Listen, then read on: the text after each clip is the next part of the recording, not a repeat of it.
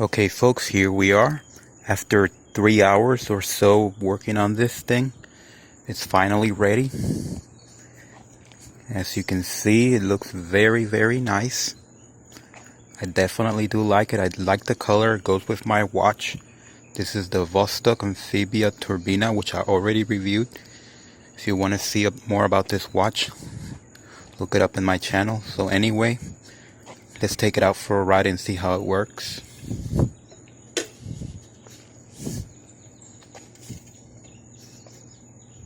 And here we go.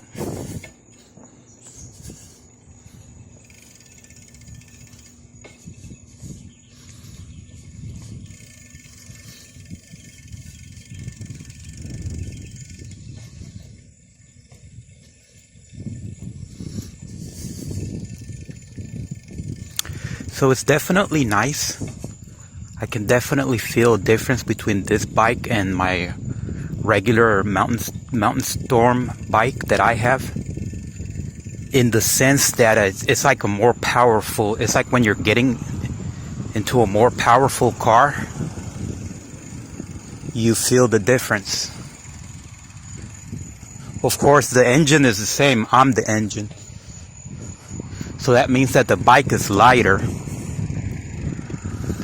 and that's a good thing. So it's nice and smooth. There's not a lot of wind friction. And I definitely do like it, but there is a few things that you do need to know about this bike. And that is the horrible assembly. I found that assembling a bike is not for everybody.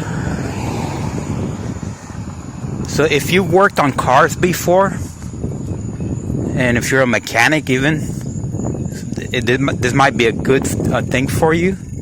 It might be fun. But if you're just not that kind of person, if you're just getting this for a child, and you think you're gonna assemble this, it's possible. Is it ideal? I would say no if you've never ever worked on anything before. And you're going to try to do this, and you probably don't even have any tools around. I would not recommend this for you. Not this particular bike, but any bike that comes in a box that you have to assemble. It's just not going to work out. I just don't think that this is for the soft-handed person. This is more like a rough job. I got very sweaty working on it. So that's my opinion. I could be wrong. If you're up for the challenge, go for it. And probably the hardest part in assembling this was the I'm gonna call it the transmission. It has a French name. I can't remember what that name is. I'm gonna put it up on the screen. Ooh, a dead squirrel. And that transmission needs to be aligned, and it was not aligned from the factory. They basically just left it for you to align it, and aligning that was no fun. I tried to read the instructions on the booklet. It was pointless, because this was something visual. You can't really read about it on a book. It's completely visual, so you have to look it up. I had to look it up on YouTube. And even with YouTube, and I found a very good video on how to align the gears and the transmission and the chain. I'm gonna let those cars go by. So I found a very good video on YouTube that teaches you how to align all those gears and chains and those discs and the brake pads and the brake lines and all that stuff. And even with that video, I found it challenging. That's the word, challenging. So I really cannot recommend getting any kind of bicycle online for you to assemble at home. It was more challenging than I thought it would. Nobody would think that assembling a bike would be something that you would have to be trained for. Believe me, you do, especially the transmission part, the gears. That is not intuitive. You cannot figure it out just by looking at it. no matter how long you play around with it and you move the screws, you will not figure that out. The motion on those things are just by millimeters, which is not visible to the naked eye. So if you don't know what you're doing, it's just not going to happen.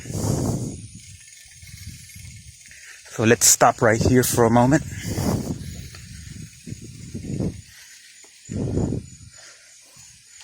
And I'm talking about, when I say the transmission, I'm talking about, let me let that car go by.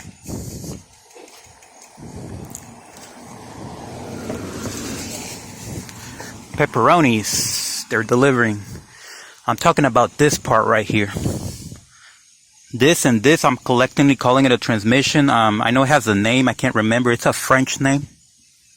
And this needs to be aligned. There are 2 screws over there. Right here, 2 screws, and this needs to be, this is rotated to make several adjustments. And over here you have these 2 screws. And you have on the back, there's that right there. These are another 3 adjustments. So that's a total of 6 adjustments that you have to make. And you ideally have to have a stand to lift up the bike so that you can spin this and listen for noises and cracks and that kind of stuff. And I got it, but it was more of a trial and error, and I just got it, I could say, by accident. It just sort of fell in the right position, and I decided to just leave it there. Don't touch it anymore. At one point, the chain fell in there, and it was a lot of work to get it out of there. It went over outside of the gears, so that was not fun. And that was tricky. That was origami. That was a puzzle trying to get it out of there without breaking anything. The brake pads, both of them were not adjusted, and I had to work on that a lot. I went on YouTube to try to figure out how that works. So you have to adjust it here, and you have to adjust it here. This and this 2 screws, and this, you have to take it out.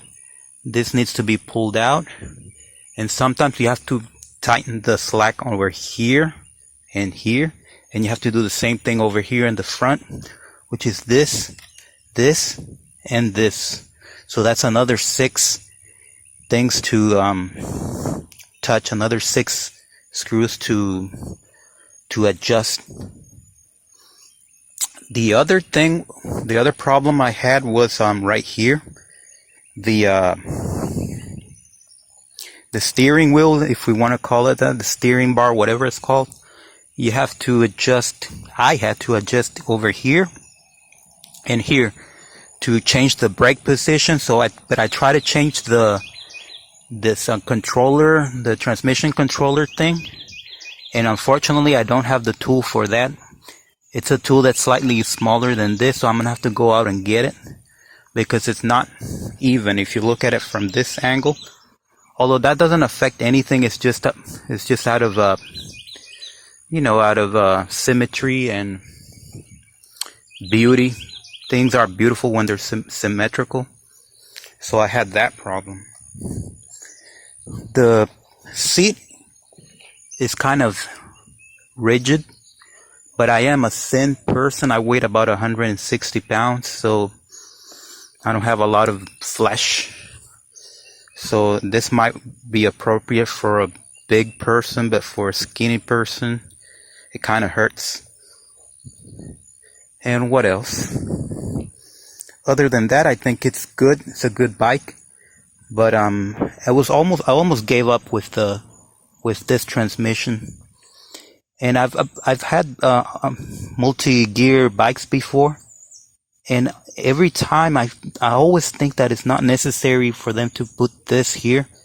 They could have just put this right here, these gears on the back, and put the center one over here. You don't really need to touch this one.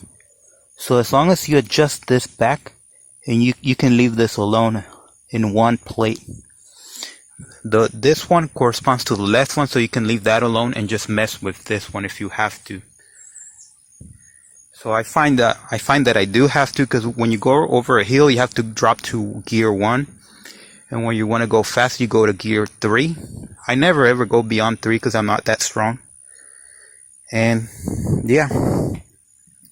So there's some complexity into assembling this.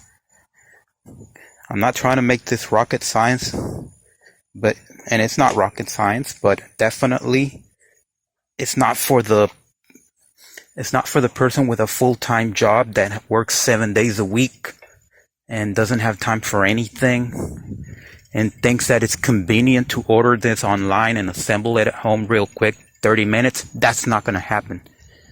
It's just not going to happen. There's a lot of dedication. You need tools and you need a lot of time. And even so, you might not be able to get it. You might find yourself having to return this and putting this thing back in the box. I think that's going to be a nightmare. So overall, would I recommend this for anybody? I would say yes if you want the challenge, or there is another option. You can take it to one of those bike repair places. I know that here in where I live near Sugarland, Texas. Over there in Sugarland, there is a bike shop. And I'm guessing that if I were to take this bike and tell them, can you please adjust the steering bar, the brakes, and the transmission? They're going to say, sure, it's going to be $150. Remember, this bike right here is $160. So if you're going to pay that kind of money if you're going to pay $150 for a $160 bicycle, it's kind of ridiculous. You'll have your tuned bike at some point after you spend that kind of money. But if you're going to spend $300 on a bicycle, then you might as well just go to the bike shop and get a $300 bike that's already assembled. And it's going to be even better than this one, because it's going to be an alloy bike with that's going to weigh less than this. Let's go test the weight. Let's see how much this bike weighs. And from experience, any bike that's over 35 pounds, it's just too heavy. You should not get it. So we're going to find out the weight on this. So let's go back home.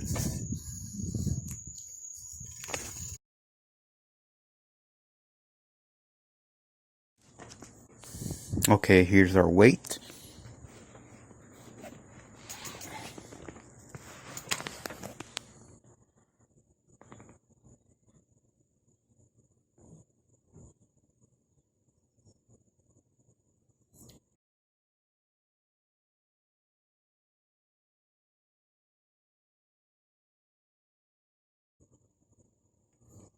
£29. Let's try one more time.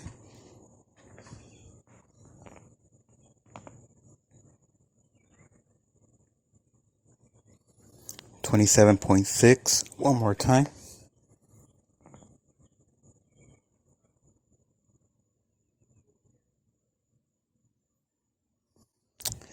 All right, 29 pounds. So I guess it's 30 pounds. And we agreed that anything beyond 35 pounds is too heavy. So that's a good weight. Okay, so here we have a side-by-side comparison. This one, I bought this in 2021, a few days ago. And this one, I bought this in 2001, 20 years ago. There's no question about it. This one looks cooler, way cooler than this one. But I just weighted them again, and there's a 9-pound difference between this one and this one. Now, 9 pounds doesn't sound like a lot, but it feels, you'll definitely feel it. Also, wind resistance is a consideration. If you look at that one, it's a lot thinner than this one. And these fat tires, they create wind resistance. So it's better in that sense in two ways. It's a little thinner. But the biggest thing is definitely weight. And now as far as comfort, definitely this one's better. This one I added this seat. This is not the original seat. But definitely these shock absorbers right here, and you got two more over here. So you got 3 shock absorbers.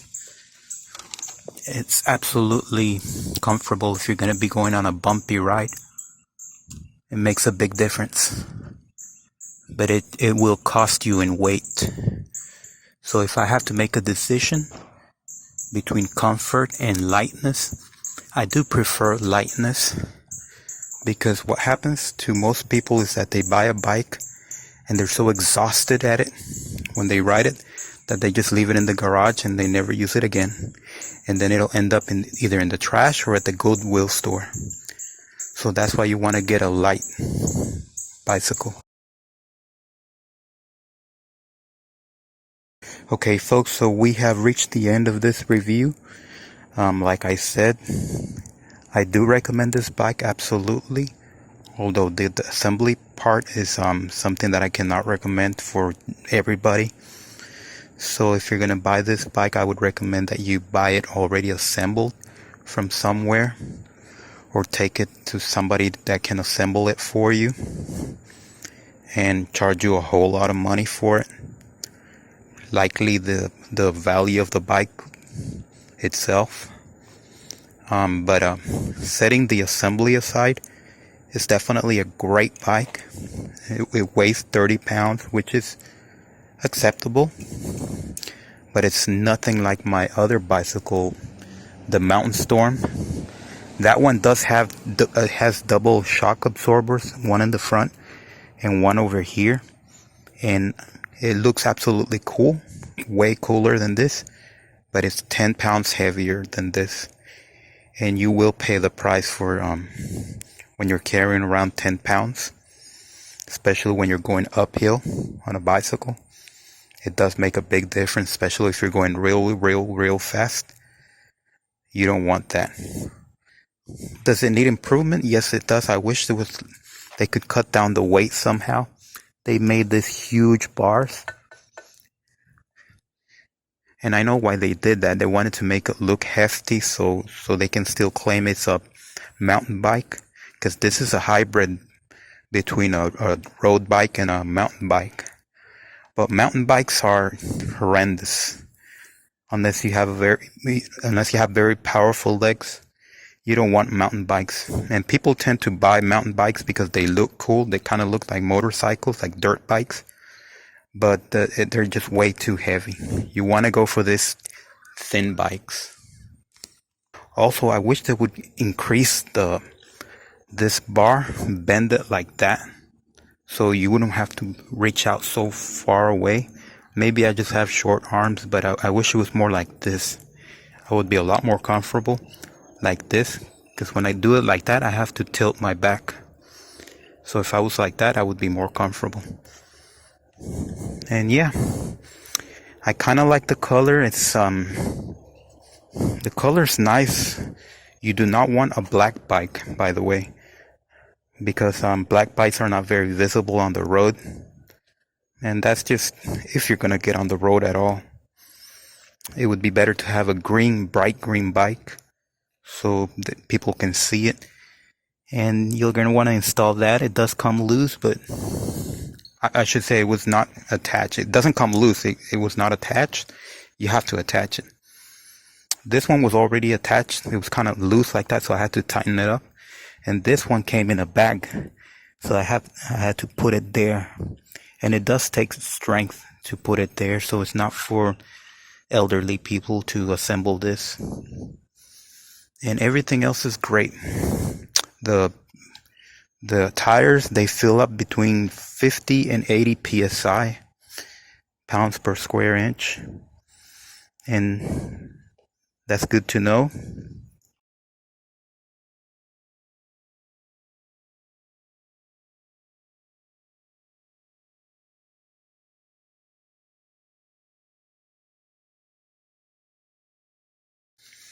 Okay. And that's it for today. Thank you for watching. Subscribe and thumbs up.